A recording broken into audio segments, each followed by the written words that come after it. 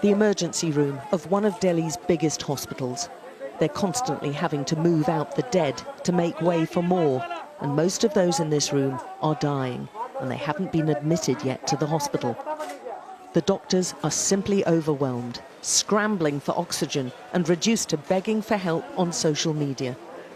India set a worldwide record nobody wants. For a second day running, it topped the number of global daily coronavirus cases. They're shocked and ashamed at how the country's healthcare system is all but breaking. The weak and ill have spilled out onto the pavement outside, and there's no dignity in death here. The final few breaths taken by this man came after his brother had begged for oxygen for him for 6 hours. Some turned up barely able to walk, only to turn around immediately after being told they'd be better off trying elsewhere. Whilst this family brought their mother, but saw her die minutes after reaching what they hoped was help. This hospital is useless, she's shouting.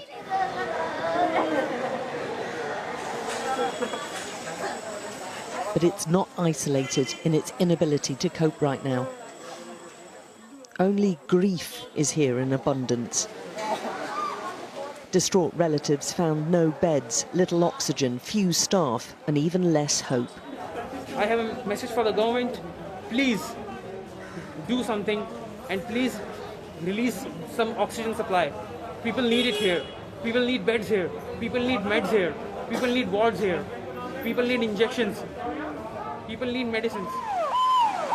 And there are deep worries that the figures could be even more alarmingly high, with so many deaths unreported or unlogged.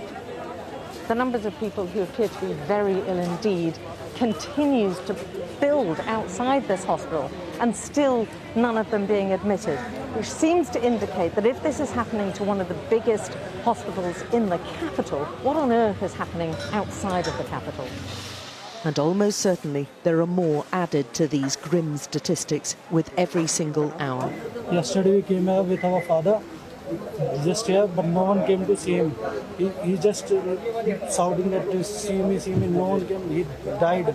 And now I came with my grandfather, no one seen him. No one's seen him either. All they can do is wait and plead.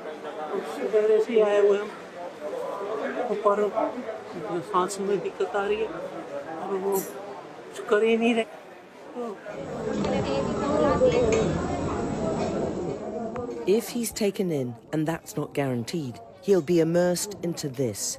One man told us there were just 7 oxygen cylinders for 70 people. India is now home to the world's fastest growing coronavirus crisis, with fears that the virus mutations could be resistant to the vaccines. They seem unable to control it and utterly unprepared to deal with it. Alex Crawford, Sky News, Delhi.